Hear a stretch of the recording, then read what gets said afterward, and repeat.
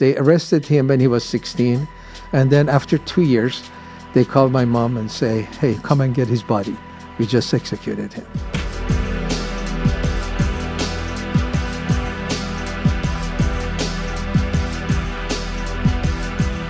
He's the pastor to thousands, if not millions, of Iranians. He is known as the Billy Graham of Iran because he's probably led thousands, if not millions, of people to Christ. And Iran is actually the fastest growing evangelical church in the world. And I think that's largely due to your work. Well, I've had a part in it, but the Lord opens the hearts, so he gets the credit. My credit is I just tell him about Jesus loves you. But he's the Savior. We just proclaim his goodness. Well, you've done what he's called you to do. Yeah. We actually have been friends for many years. That's right. Gary and I met Hormoz and his lovely wife, Danelle, with Voice of the Martyrs, where he was speaking and representing Iran Alive, and we became friends, and we've been very good friends for many, many years now. We've stayed in their home. They've stayed in our home. You even had the flu. Didn't have very much fun when you came to visit us. And we've broken bread many, many times. Yeah. But today, I just really appreciate that you would come and share your story, and that's what we want. I will tell you that he has written a book called Iran's Great Awakening. It's his story and the story of Iran, actually. Yeah. And I've read it. It's fascinating. It's wonderful. I highly recommend it. And would you tell us your story? How did you grew up in a Muslim home? That's right. How did you come to know the Lord? What was the process? Yes, I was born in Iran as a Muslim, and I was pretty devout in my early years, late 9, 10, 11, 12, that time. And but then when I become a teenager, I said, hey, memorizing this prayer and repeating it 5 times a day, what is this? Doesn't add anything to my life. So I just be a good person. And I'm going to focus on my goals. My dream was to come to United States, get a PhD in science, and be a scientist. That was my dream at 12 years old. So I focused, instead of Islam, I focused on science and study. I became a good student. And at 1979, the time of revolution, I was a young student on streets of Tehran shouting, I'm sorry to say that, death to America, death to Shah. And you don't feel that way about America anymore. Well, I have to tell you. You can tell us. I'm glad you mentioned. I have to tell you. You were young. No, I have repented of that. I don't say that anymore. And now I was a Muslim. Now I'm a Christian, and I'm in America. And I used to say death to America, but I say now I sing God bless America, and I mean that. This is a blessed nation. And people like me who come from other countries, sometimes we feel the blessedness here more than the people who are born here. So this is a unique country that has blessed so many nations. I've seen that even in Iran, and I appreciate that. So no death to America anymore. Okay.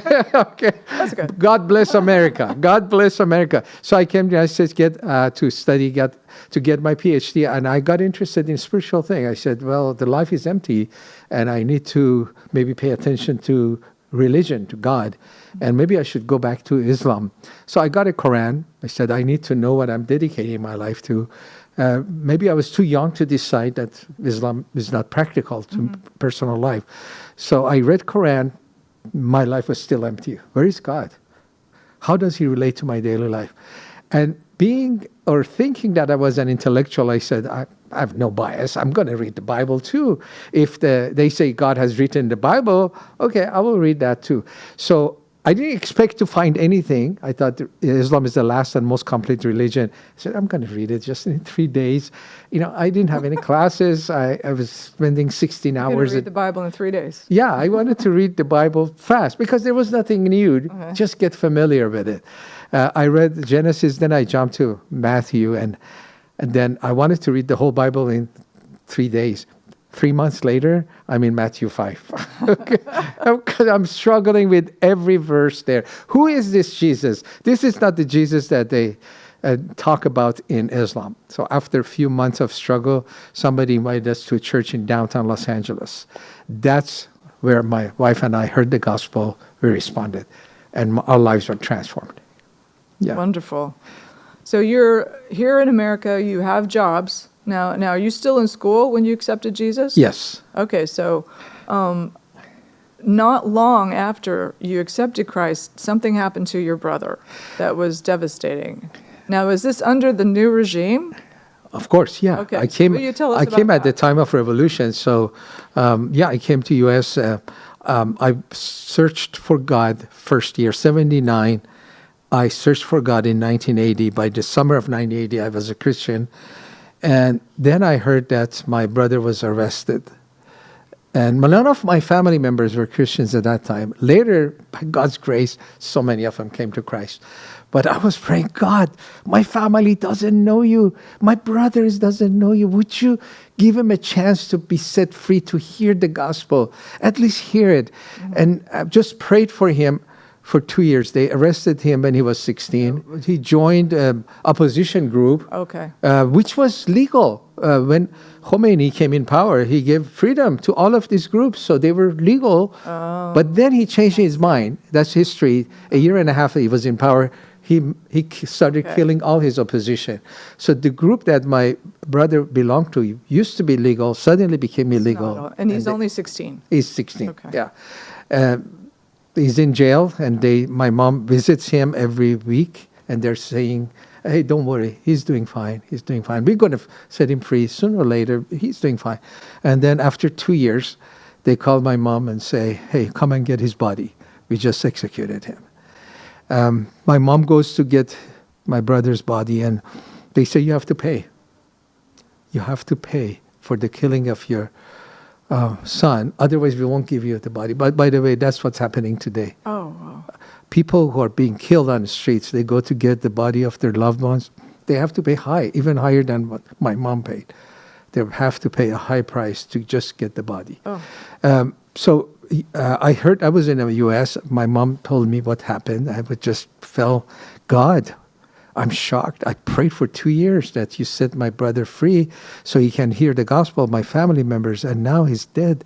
What am I supposed to do? So I went through 2 or 3 days of mourning, which in presence of God, questioning him. And that's when I felt a direction from God for my life. Okay. Wow. So here you're a young believer, and they've basically murdered your brother. Yeah. How did that affect your heart as far as when you read verses about forgiving your enemies, forgiving those who have hurt you, and loving your enemies? Right. How did you deal with that? I struggled with that. It didn't come immediately, but pretty fast, because here is an injustice. They killed my brother. My bigger question is, God, I believe in you. You saved me. Mm-hmm. But I don't know. When I see an injustice, what am I supposed to do? I don't know. I didn't know the Bible completely. Mm-hmm. I was a new believer. So the first feeling that came to me was revenge. Mm-hmm. That was just, you killed my brother, I'm going to dedicate my life to take revenge. Mm-hmm. Those who killed my brother. I'm going to be an activist, very violent. But then I realized, no, God says revenge is mine. Oh, I remember that verse. Okay, I'm sorry, Lord. I'm sorry. Okay, revenge is yours. I'm not going to be revengeful. But I hate them. I feel hatred towards them. Oh, God, you said I'm not supposed to hate. I'm supposed to love the enemies. Oh, okay, I'm sorry. You know, that's very illogical. Somebody kills your brother, is your enemy, and God says love. Okay, God, I don't understand, but you say love your enemies. I can't hate them. I can't take revenge. I cannot hate. But God is I feel very angry. Angry. Mm-hmm. Oh, yeah, if I'm angry in my heart, I already killed a person. Yeah. So I'm not supposed to be angry either, God? What, as a Christian, what am I supposed to do? Excuse me, Lord, can I at least curse and cuss a little bit so I can feel better? No, you can't do that because you worship with your mouth. So I said, God, what is it? I believed in a faith what am I supposed to do when I see injustice like that? They kill my brother. And I felt, Amy, really strongly, those 3 days of just day and night, I was home just crying and mourning. I really strongly felt the Lord tell me, those who killed your brother, they are not your enemy. They are victims in the hands of one enemy, which is Satan. Have mercy on them. They don't know what they're doing. And so that's why I received that. So of the forgiveness, because they themselves are needy of salvation. They are hands, if somebody kills with, somebody takes a gun and kills, you don't get mad at the gun.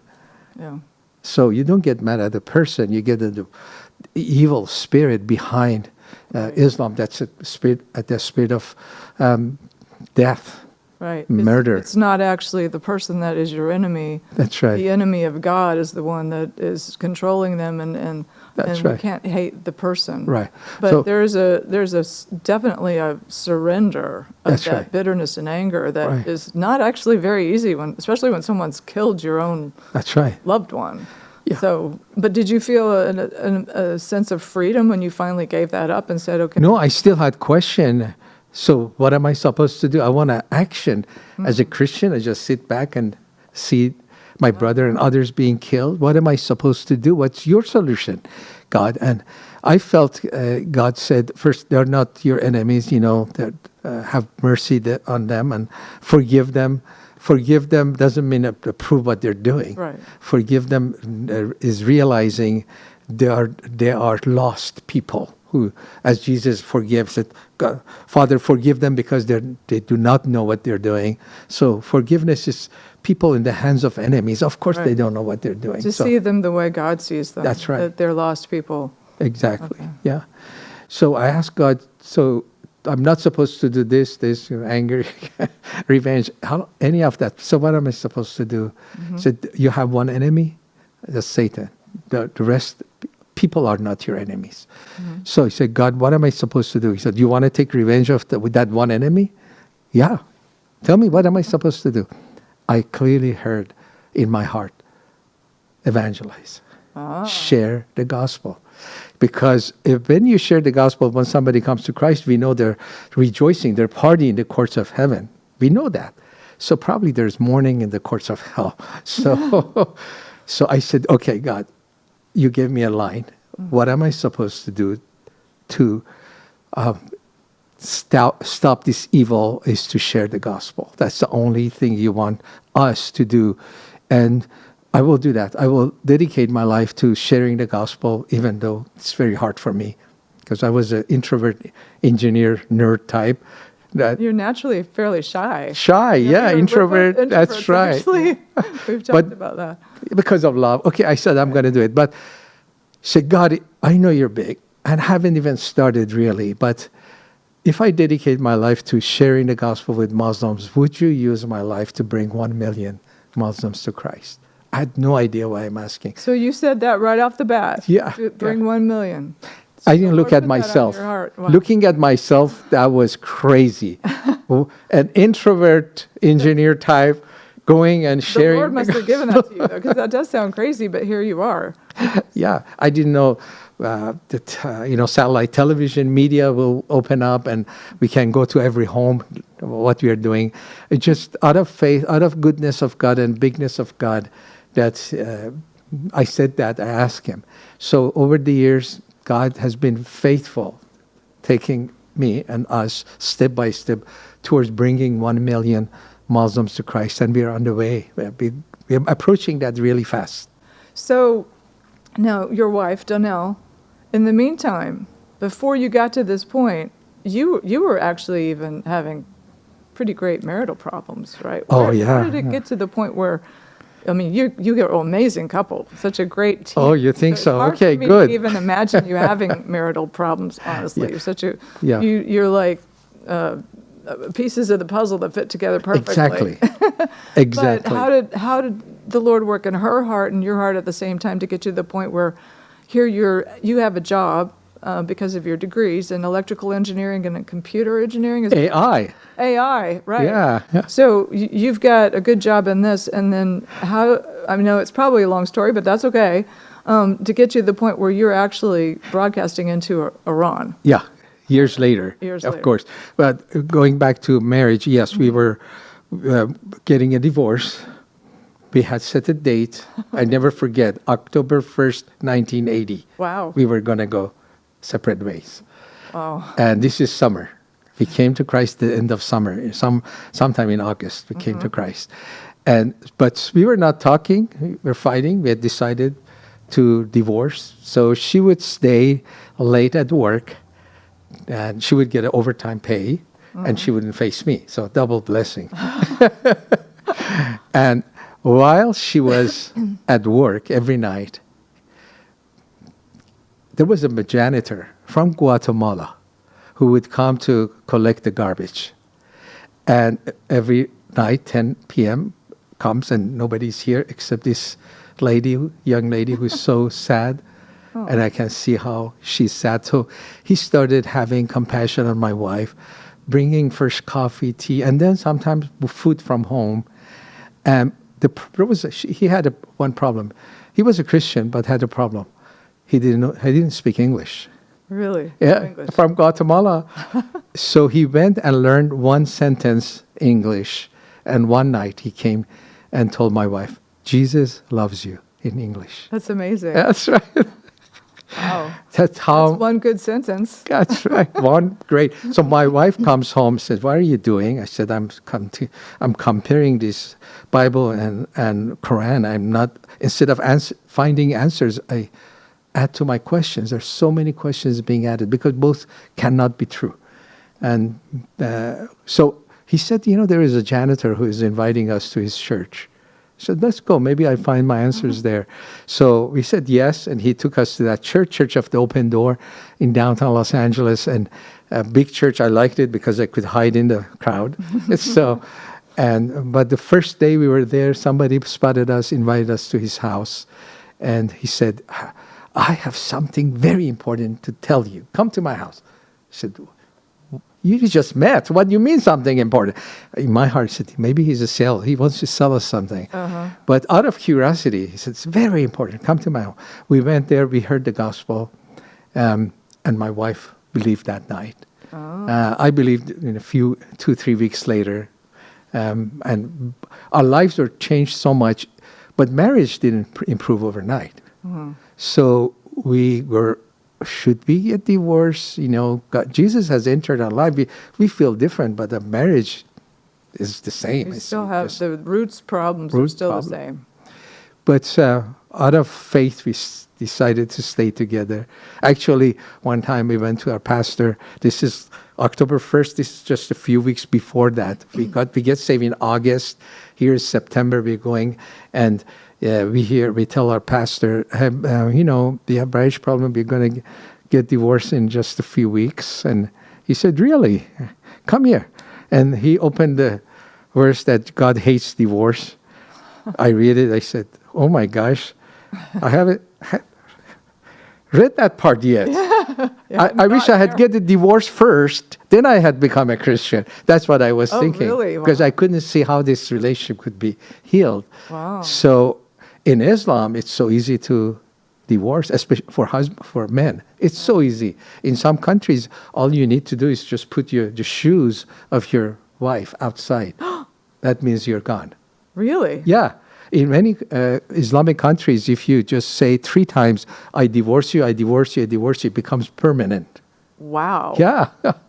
There was a case in Kuwait where the husband had texted his wife, "I divorce you, I divorce you, I divorce you." And he went to court, is it a legal divorce? Because he didn't say it, he just texted it. And the court decided, yes, it is a legal divorce. So as a Muslim who became a Christian, I said, here you can never get divorced. In Islam, easy. You divorce your wife. But by faith, we're going to stay together and let God have a chance to work in us. And look what he's done now in your lives. Yeah. And how he's used you and how you have such an amazing marriage now. Well, it wasn't easy. We didn't change overnight. We had marriage problem. Took months and years to Did you get gradually. counseling? What's that? Did you get counseling? No, we tried. I was always open to counsel. My wife is not here, so I'm going to tell you. Okay. She won't say that. She would. I've told her before, so she knows. But we attempted to counsel, and every time we had a counselor, she would say, he doesn't know anything. Really? Yeah. Oh, he's on your side, or she's on your side. So we went, but we didn't. Yeah. So it was really the Lord that began the healing, not a counselor. That's right. Really. Yeah, yeah. Oh, that's interesting. Well, here you are, and you have this amazing ministry, and every day you have a live service for everybody who speaks Farsi that their satellite is reaching. Yeah. And you're the pastor to these basically house churches that meet in secret. People go to, it's in their homes. Right. Because there is no church. Right. There's no church building in all of Iran, right? And so not only are you the pastor, you speak to them, but you also have a whole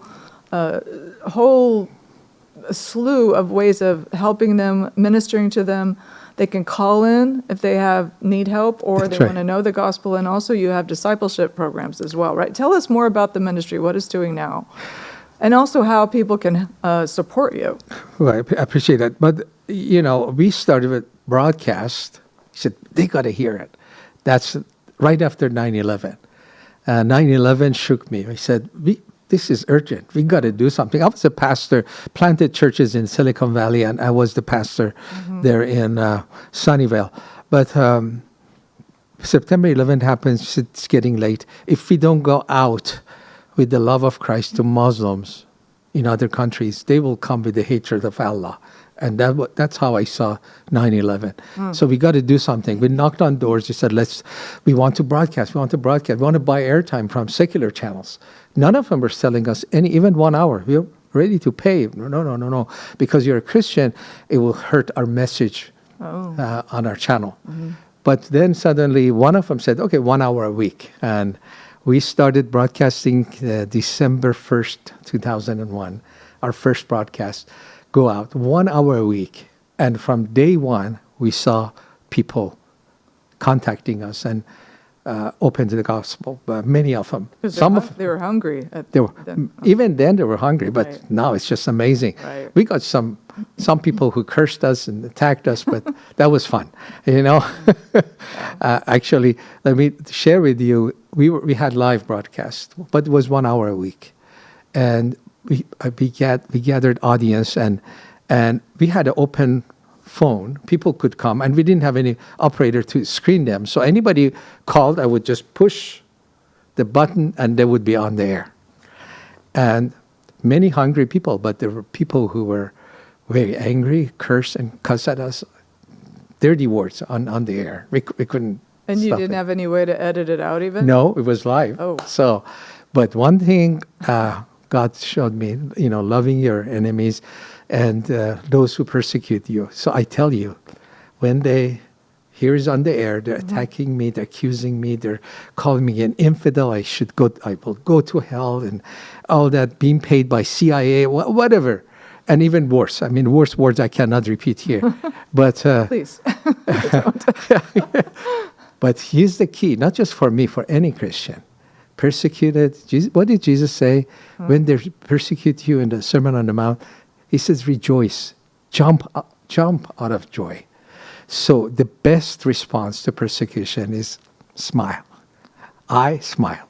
Wow. So on the air, when they did that, I looked at them and I smiled and I blessed them. Wow. You know what happened? What? Many people who were watching, they would come to Christ. Because they saw how you were reacting right, to that? Exactly. And they saw what a difference there was in your heart? Exactly. Wow, because they're not used to seeing that. No, it's a shock. Right. Somebody does that to you and you come back, love them.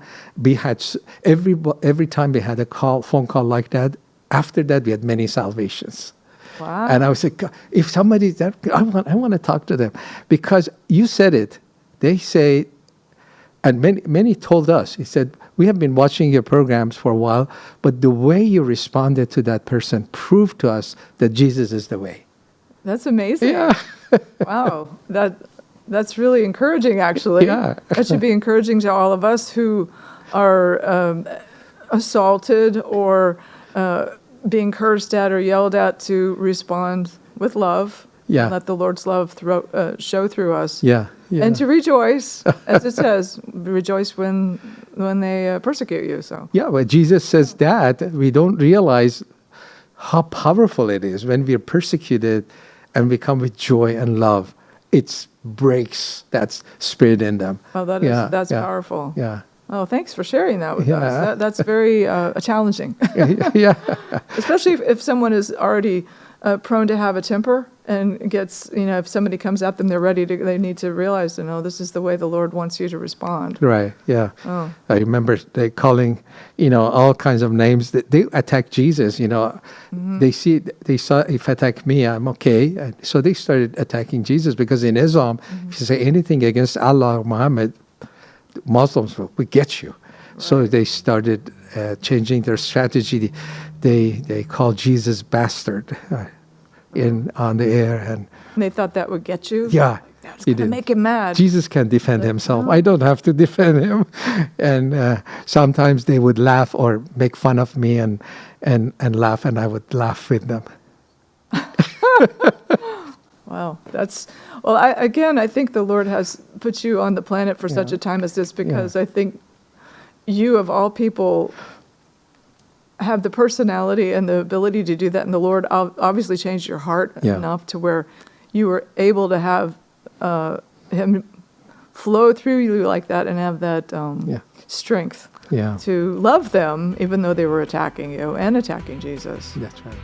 Thank you for watching the StoryGirl podcast, and please don't forget to like it and ring the bell and also subscribe.